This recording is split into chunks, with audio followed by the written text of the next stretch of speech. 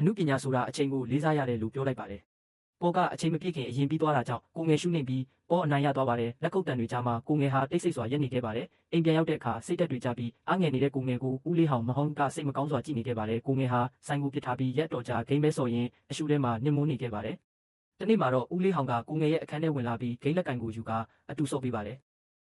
ကိုငယ်နိုင်သွားတဲ့အခါဦးလေးဟောင်ကနိုင်တာနဲ့ရှုတာဆိုတာလာလိုက်သွားလိုက်ပဲရှုဘူးမှပြန်နိုင်မှာပေါ့နောက်ပွဲအတွက်ပြင်ဆင်ထားဦးမင်းသွားရမယ့်လမ်းကအဝေးကြီးကြံသေးတယ်လို့အားပေးစကားပြောလိုက်ပါတယ်တကယ်တော့ဦးလေးဟောင်ဟာကိုငယ်ရဲ့စားတောက်ဆိုင်ရဲ့ပိုင်ရှင်အစ်စ်မှန်ဖြစ်ပါတယ်သူဟာလမ်းဘေးကကိုငယ်ကိုခေါ်ယူပြီးနေစရာနဲ့ဘဝရည်မှန်းချက်ကိုပေးခဲ့သူပါကိုငယ်နဲ့သူ့တငယ်ချင်းတွေကိုချစ်လွန်းလို့အိမ်တော်မပြုဘဲသူတို့အတွက်ပဲဘဝကိုမြုပ်နှံထားခဲ့တာပါတစ်ဖက်မှာတော့ပေါ်ဟာသူ့အဖွဲ့နဲ့အတူအောင်ပွဲခံနေပါတယ်ဒါပေမဲ့ပေါ်ရဲ့ပါတနာဖြစ်သူကသူ့ကိုတစ်ဖက်သို့ခေါ်ထုတ်သွားပြီးတုံးလုံးစရာတစ်ခုကိုပြောလိုက်ပါတယ်နောက်တစ်ဆင့်မှာအဖွဲ့တစ်ဖွဲ့ကိုနှစ်ယောက်ရှင်ပြန်ရမယ်မေယိုမေယ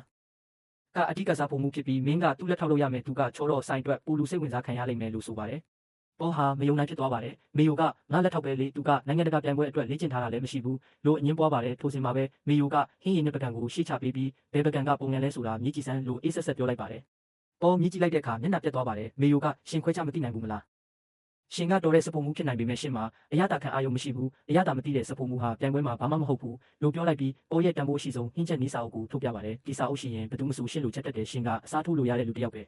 ဲပေါ်ရဲ့ပါတနာကလည်းပြီးတော့မင်းမရေးစားလည်းမရှိတော့ဘူးဘာလို့လဲဆိုတော့သူကငါ့ကိုချစ်သွားလို့ပဲလိုလောင်ပြောင်းလိုက်ပါတယ်မေယိုကလည်းရှင်နဲ့တွဲခဲ့တာချစ်ကြောင်လို့ထင်နေတာလား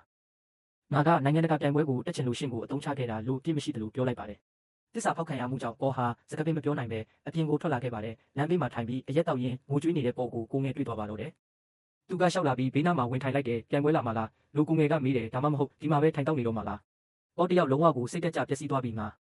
ဘာရတာမှမသိတော့ဘူးလို့သူဖွင့်ပြောလိုက်တယ်ငါအခုထိချက်ပြုတ်နေတာတွေကအတိုင်းတာတွေနဲ့မှတ်ဉာဏ်တွေကိုသုံးပြီးချက်နေတာကိုယ်တိုင်ချက်တဲ့ဟင်းကိုတော့အရသာမမြင်နိုင်တော့ဘူးသူကကောင်းမော့ပြီးအနားမှာချိတ်ထားတဲ့မစ္စတာဦးမူခါဦးရဲ့ပိုစတာကိုကြည့်လိုက်တယ်အဲ့ဒီလူကငါရဲ့စံပြပုဂ္ဂိုလ်ပဲတနေ့ကျရင်သူလိုမျိုးမာစတာရှေ့မတ်စတာရှက်တယောက်ဖြစ်ချင်ခဲ့တာလူပေါ်ကပြောတယ်ကိုငယ်ကအသက်ကိုဝါရှူလိုက်တယ်ပထမဆုံးအကြိမ်ဖြစ်သူ့ရဲ့အနက်ရှင်ဆုံးအမှန်တရားကိုဖွင့်ထားလိုက်တယ်အဲ့ဒီလူကငါအဖေပဲလို့တိုးတိုးလေးပြောလိုက်တယ်ပေါ်ကပထမတော့မယုံဘူးဒါပေမဲ့ကိုငယ်ကစွန့်ပစ်ခံရတာတွေနာကျင်မှုတွေနဲ့နှစ်ပေါင်းများစွာနှုတ်ဆက်နေခဲ့ရတာတွေကိုရှင်းပြတဲ့အခါပေါ်တယောက်အမှန်တရားရဲ့လေးလံမှုကိုခံစားလိုက်ရတယ်သူကအတတ်ကြီးတဲ့သူပဲလို့ကိုငယ်ကပြောတယ်ကလေးတယောက်ကိုစွန့်ပစ်ပြီးမှသူကဂုံတိတ်ခါတွေကိုတိဆောက်ခဲ့တာငါသူ့ကိုအနိုင်ယူခြင်းနဲ့လမ်းဘေးစပုံမှုတယောက်ကနာမည်ကျော်ကနဝင်တယောက်ထက်ပိုသားနိုင်နေဆိုတာကိုငါတက်တည်ပြခြင်းနဲ့သူတို့နှစ်ယောက်ဖန်ပလင်းတစ်လုံးကိုကောက်ကင်ပြီးပိုစတာစီကိုလှမ်းပေါက်လိုက်ကြတယ်ပလင်းကမြေကြီးပေါ်မှာကွဲအပ်သွားပြီးသူတို့နှစ်ယောက်လုံးပထမဆုံးအကြိမ်ဖြစ်ရေမောမိကြတဲ့နာကျင်မှုတွေကြားမှာတယောက်ကိုတယောက်နှစ်သိမ့်မှုပေးနိုင်တဲ့ကျိုးပဲ့နေသူနှစ်ယောက်ပေါ့အဲ့ဒီချိန်ကစပြီးသူတို့ဟာတငယ်ချင်းစစ်တွေဖြစ်သွားကြတယ်နောက်ပိုင်းမှာပေါ်ရဲ့ပါတနာဟောင်းတွေကမထင်မှတ်ထားတဲ့သူတယောက်နဲ့အတူကိုငယ်ရဲ့စားတောက်ဆိုင်ကိုရောက်လာကြတယ်အဲ့ဒီလူကတော့ဇလန်အစပိုင်းမှာကိုငယ်မောင်းထုတ်လိုက်တဲ့လူပဲသူတို့တွေကဒီအဆောက်အုံကိုဝယ်လိုက်ပြီးဖြစ်လို့စားတောက်ဆိုင်တစ်ခုလုံးကိုသူတို့ပိုင်သွားပြီလို့ပြောကြတယ်ဒီနေရာကိုမကြခင်ဖျက်ဆီးပြီးအစ်စ်ပြန်ဆောက်မှာဖြစ်လို့မစ္စတာဟောင်းကိုချက်ချင်းဖယ်ပေးဖို့ပြောတဲ့အခါအားလုံးဒေါသထွက်သွားကြတယ်ကိုငယ်နဲ့ပေါ်ကအချိန်မီရောက်လာကြတယ်ပေါ်ကသူ့ပါတနာစီကိုတင်းငိမ့်နဲ့ဒေါသနဲ့ရှောက်သွားပြီးနောက်တစ်ဆင့်မှာငါရဲ့ပါတနာကကိုငယ်ဖြစ်လိမ့်မယ်မာယူမဲရောမဟုတ်ဘူးလို့ပြောလိုက်တယ်သူ့ပါတနာကနှာခေါင်းရှုပ်ပြီးမင်းငါတို့ခိုင်းတာကိုမလုပ်ရင်မင်းရဲ့အလုပ်ကိုင်ကိုငါတို့ဖျက်ဆီးဖြစ်မယ်လို့ပြောတယ်စကားမဆုံးခင်မှာပဲပေါ်ရဲ့လက်သီးကပါတနာရဲ့နှာခေါင်းကိုအချိန်နဲ့ထိသွားပြီးတွေးတွေထွက်လာတော့တယ်ဘေးကလူတွေကလည်းဝမ်းသာအားရအားပေးကြတယ်စပုံမှုနှစ်ယောက်ဟာနောက်ဆုံးတော့စီးလုံးသွားကြပြီး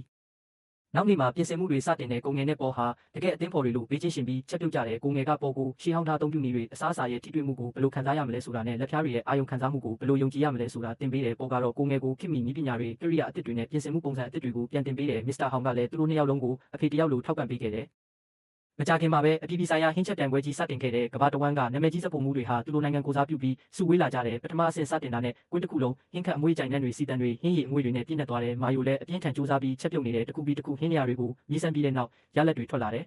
ကိုငယ်နဲ့ပေါ်တိုနောက်ဆုံးအဆင့်ကိုတက်လှမ်းနိုင်ခဲ့ကြတယ်